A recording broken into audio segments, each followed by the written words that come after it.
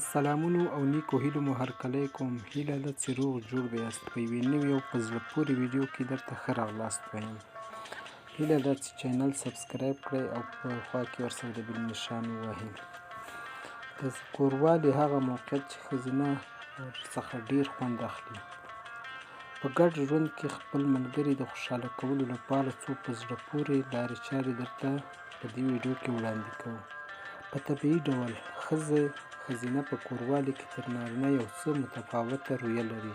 د ډېری نارینه‌وو هڅه دخول وي او غواړي ژر ډېر دخول وکړي ترڅو انزال ته ورسیږي، خو د ښځینه‌وو طبیعت بیا بېل ډول دی. نجونې غواړي ډېر هڅه کړي او ډېر څه تجربه کړي، هر څه په ډېر ارامۍ په مخ ولاړ شي او په پای کې دواړه سره خوشحاله وي. په یو ځای والي کې ښځینه غواړي مینه حس کړي.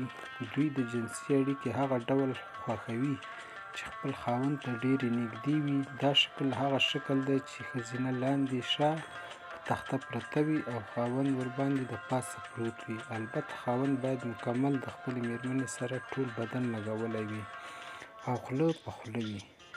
ډېری څېړنو موندلي چې ښځینه تر ټولو چټکې په دې ډول موقعیت کې انزال ته رسېږي او همدارنګه په دې ډول د جنسي اړیکې ډېر زیات خوند اخلي او همدا شدید خوند دی چټک انزال ته رسوي.